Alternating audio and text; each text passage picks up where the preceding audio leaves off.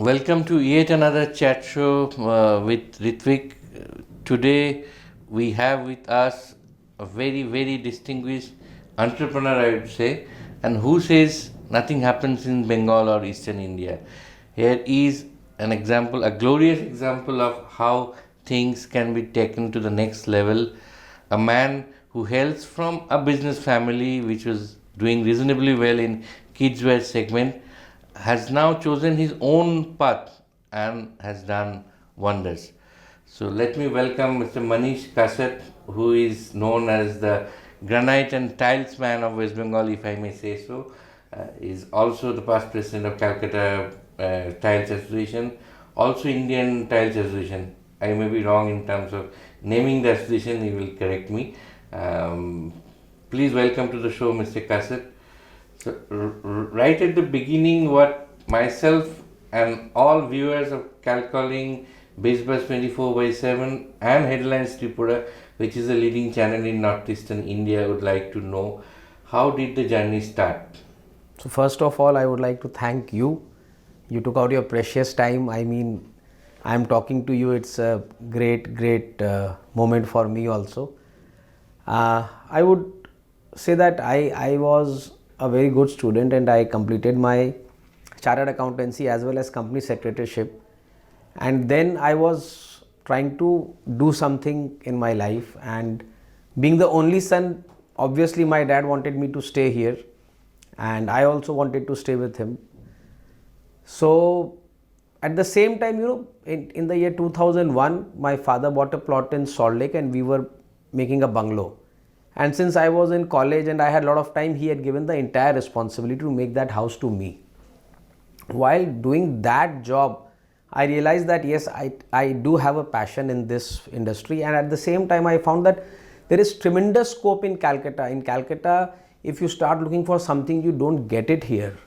So that was the time when I decided that yes, I should go in this industry, and this has a potential. And at the same time, That was which year? this was in 2002. And 2002 I entered in business after finishing my professional exams, and it started like that. And I did get a lot of help from my uncle, who was running a factory in Kishangarh of marble in Makrana, and he was guiding me a lot, and this is how it happened. So was there any particular trigger to get into this particular segment? One was, of course, you were building your own house or bungalow. So, we were very strong players in the garments industry. In entire India, we used to send materials, and we still have a huge goodwill, and my father was in the same business of garments and sarees. I did not like the credit system in that business. If you sell goods, you have to sell on credit and then keep asking for payments or following up. Somehow that I didn't used to find it appealing to me, because you take the efforts to make the goods, you then take the efforts to sell the good, and again you take the efforts to get the payment. Everywhere you have to give efforts. So I decided I will go into some industry where I will get immediate payment and people will be wanting my goods rather than me selling my goods. And that is why I have always tried to present my business rather than just selling goods. We believe in selling solutions to the people who come to buy goods. So right from the word go, you thought of getting into this upper luxury segment, or? No, that was gradually. I was always convinced that I have to sell quality stuff.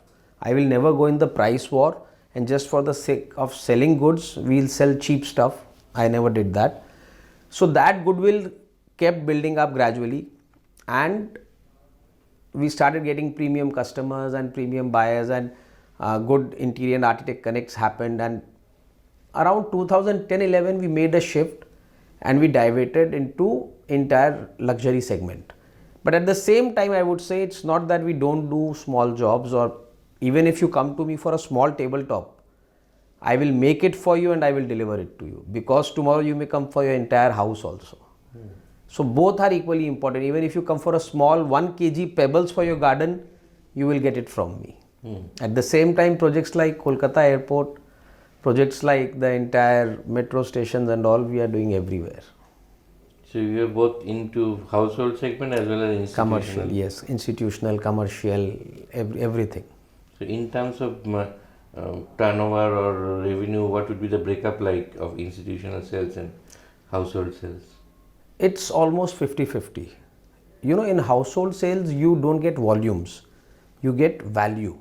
But in, say, suppose currently just 2 days ago, we bagged the order for the metro station which is coming up right opposite ITC hotel. So that single order would be more than 1.5 CR. But if it's in the residential sector, to sell 1.5 CR, we'll have to deal maybe with 10 customers, 15 customers, 20 customers, then it will come. So it's a good balance. You know, you get volumes over there and you get value over here. So overall, we are happy. Yeah. How big overall? How big would be this entire granite and tiles and marble segment in India as of now? It's a huge segment. I mean, you will see every place the flooring is either a tile or a marble or a granite, nothing else. Gone are the days when it used to be net cement or some epoxy floor or anything. So right from a railway station where you see a quota stone to an airport where you see a granite, everywhere you will see either tiles or marble or granite. So it's a huge industry. It's, I mean, in Bengal itself, the sales should be at least around 20 lakh square feet per month. Each month? Yes. So it's a huge industry. This is both institutional and household technical. Yes. Construction, I mean, wherever.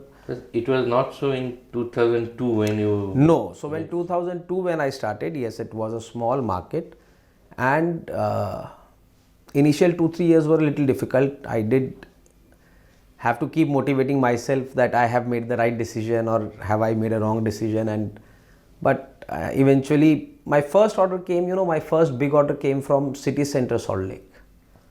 That was the first breakthrough which gave me a great confidence.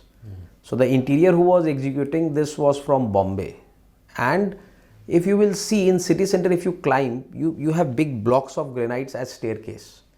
The entire Royal Bengal room is of granites. Everywhere you see exclusive stuff being done. So from that project we got a lot of confidence, and then it started going and it kept happening and it was good. 2002 was also not the right time to get into business in a big way in Bengal, because there is, as you know, there are perception problems. I am sure many of your friends and family members must have told you not to do anything in Bengal, or maybe given your business and family network, you could have moved out of Bengal as well. But what restricted you to? So I'll tell you, you know, people always say Bengal, the business is less. Compared to other places, yes, Bengal is a little slow. If you compare with a Delhi or a Bombay or even a Bangalore, which grew tremendously in last 10-12 years. But the graph of Bengal is like this. It's not like this, like this, like this. So if you keep working hard, you will always have this trajectory in your life or your business everywhere. Secondly, Bengal is a place where you can enjoy your life. If you go to meet someone, the people gives you time. Traveling from one corner of city to the other corner, maximum 60 minutes. From Joka to airport, 60-70 minutes you can cover the entire city. Which other place can you do it?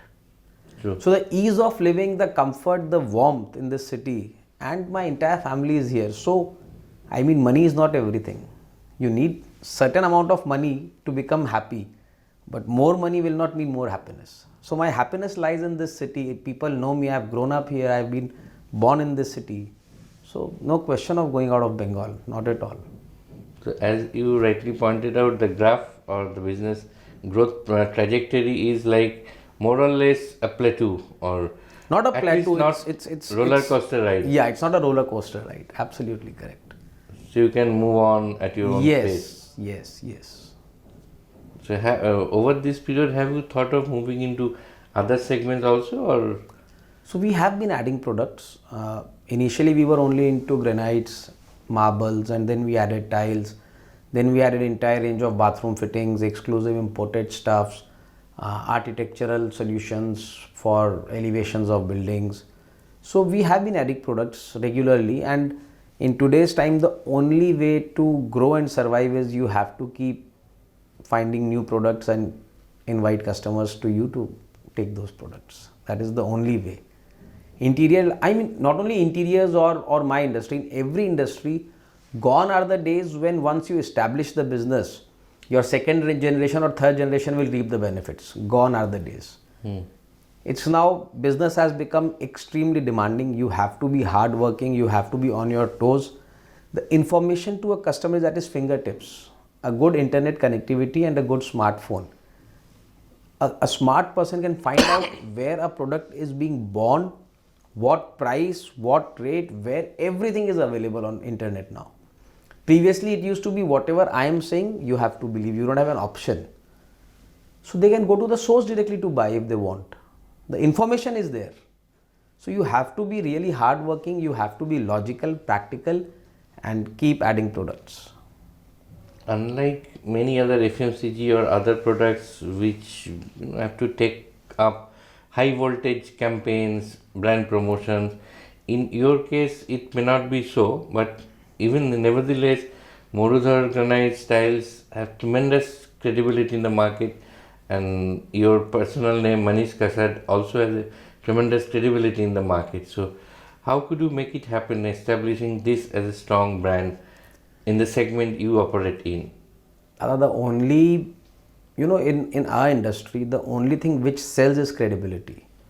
If you have taken stuff from me and if you are satisfied and happy with my quality, with my service, with my price, you will definitely send 2-3 people when they are making their houses. Je, tumi Monishar kache jao, don't worry. I have had experiences where a customer walks in. First he pays money. Please keep this 2 lakh rupees, ask your accountant to count and let's go and see some stuff. So that is my credibility which I have built. Where else will you see this? That a person pays before buying. Can you even think of it?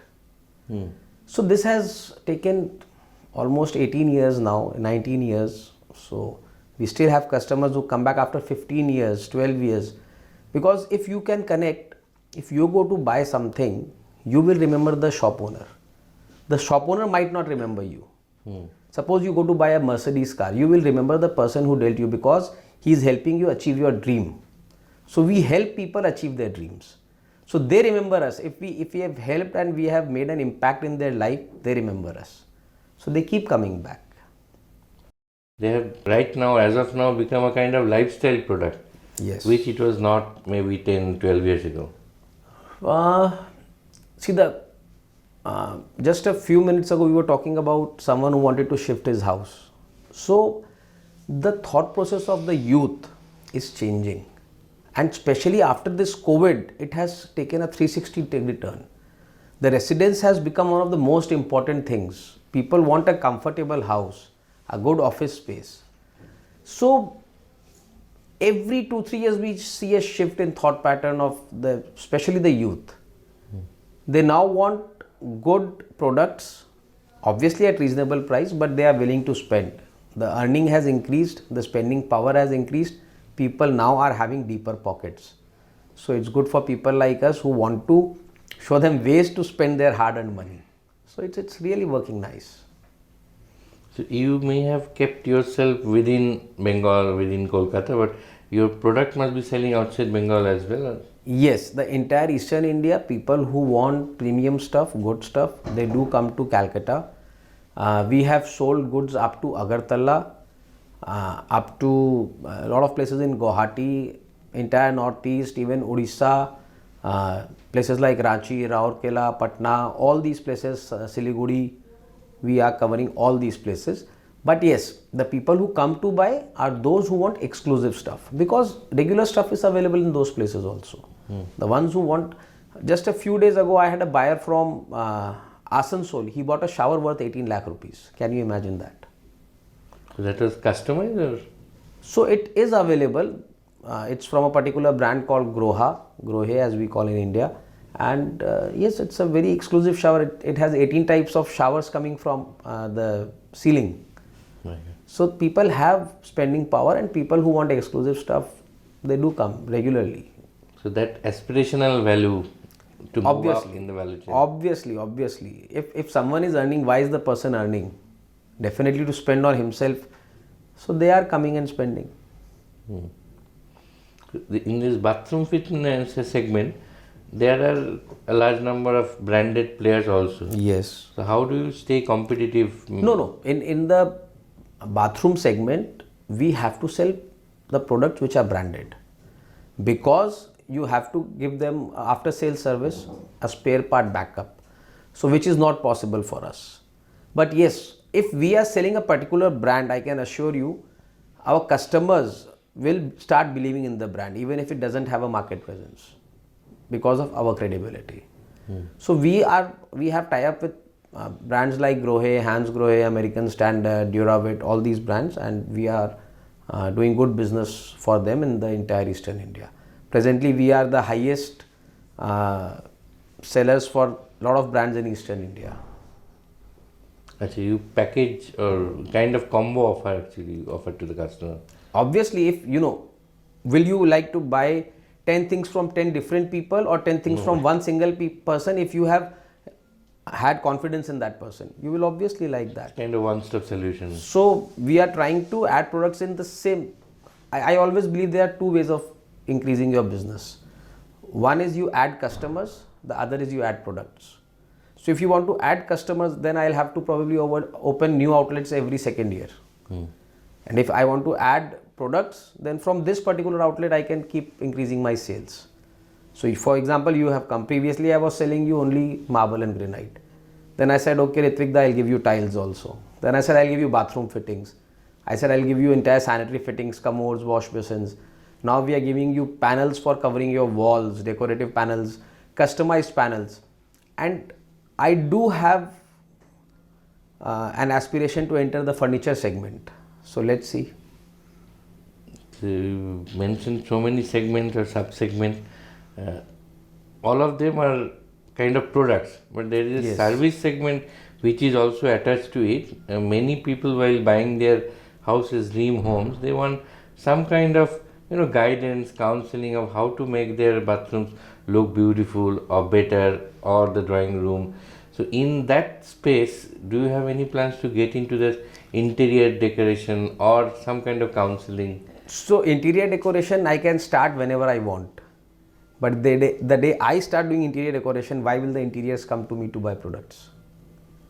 They will always see me as a competition. So that way there is a conflict.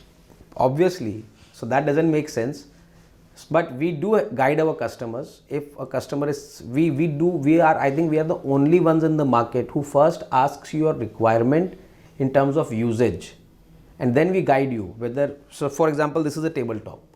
This tabletop can be a laminate, a glass, a marble. Then we have certain engineered stones. A lot of things can be used. So we ask your requirement. If it's a jewelry showroom, we will give you a white top, because jewelry looks the best on a white top.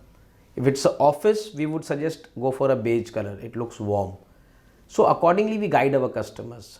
At the same time, we try to cross-verify the requirement given by your contractor and the actual requirement that you have. And many times it has been observed that the requirement given by the contractor is 20%, 30% more than the actual requirement. So we do help our customers save money in that way also. That comes free of cost. Obviously free of cost.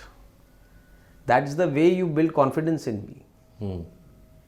So if you are buying, suppose, a stone which is 1,000 rupees a square feet, and if I save 10 square feet of your stone, you save 10,000 rupees. A seller would always want to sell more, but we don't want to sell. We want to give you the solution. You will remember us for that. How has this infra growth helped the type of business you are in? In the last budget also there has been thrust on infra growth. Infrastructure is one of the most important driving forces in the economy. It generates a huge amount of employment and consumption of products. So government will have to keep focusing on infrastructure growth, and our country needs infrastructure. We still don't have proper houses for people. We still don't have good transportation facilities. Still need a lot of airports in the smaller places to increase the connectivity. So infrastructure growth will keep happening, and it's going to be very good for people like us and the nation. So government will have to focus on infrastructure growth, and we are proud that we are helping them spend that money properly in creation of good infrastructure. How and where do you source your products from? All over India, all over world. Wherever we get good products which has a demand, we bring it, we process it, and we market it. The biggest tagline, or I would say our quality control mechanism is, I will not sell something which I cannot use in my own house. So I will sell something in which I won't have a single hesitation before using in my house. So if I can use in my house, I can sell it to anyone. So we always test a thing in that way. This is a new product. Can we use it in our house? Yes, okay, we'll sell it. If I can't use it, I will not sell it. That's the green signal. Yes, that's the way we do the quality control check in our organization. And any plans to move beyond eastern and northeastern India? Have pan-India? Honestly, no. I'm very happy, and I love coming to office at 10 o'clock and back home by 7:30 in the evening. I do want my personal life to also have a balance. So there's huge scope, but you can't do everything. So honestly, I don't want to work beyond a certain limit, but at the same time, growth is necessary and it should be organic, not at the cost of my family time, not at the cost of my personal life. So I plan to stay here and cover entire Eastern India and Bengal, not beyond this presently. Let's see what happens in future. Going forward, If there is some opportunity which can be managed in this balance, I don't mind going for that. and if your dreams of getting into furniture space finally gets translated into action, when that can be? In next 1 year? No, at least for the next 2 years, I have my certain plans already set. After 2 years, that is the thing in which I might get into. But for the next 2 years, I already have my roadmap and I'll have to work on that. Focusing on granite tiles and... Yes, certain other products are there. In these fields only, certain brands. Recently, we are working on a brand which comes from Turkey and we are trying to market that in Eastern India. So good value proposition products we are trying to bring in market. Right now, from how many countries you source your products? So currently we are getting products from countries like Germany, Italy, Spain, Turkey, China, Brazil, USA. These are the main places. A lot of material is also coming from Thailand, Vietnam, and a little bit of materials from Japan also. And one last question, since all of us have gone through these challenging times, how has the pandemic affected your business? I'll be very honest, pandemic has given me a big boost. And I took this pandemic as an opportunity. You know, the best of the business minds will always see opportunities in diversities. So I expanded. I added around 4,000 square feet of display area during these times. And I added at least 3-4 new products and companies in my bouquet. Because the companies which were not giving us an opportunity in these times, they welcomed us with their open arms, and we have given them good business and done good business. So I strongly feel after this pandemic, the importance of a good house has become very, very important, and people are changing their toilets, changing their interiors. If you are staying in a 2 BHK suppose, and you have a COVID patient in your house, you get stuck, you have one toilet, what to do now? You change your house. If you have a budget in your pocket, you are changing your house to a 3 BHK and you are getting it done tastefully. So I have seen a good growth in my business because of this pandemic. Yes, people have been hit, certain segments have been hit, but by God's grace, by support of all well-wishers, so far it has been a good journey. So we started on a positive note, and I think this is high time we end on the spirited note as well. Look forward to meeting you again with some good, more positive news, and that time also, I wish we'll get the same vibes which we are getting now, same positive vibes. Thank you so much for joining us. Thank you, sir. Thank you.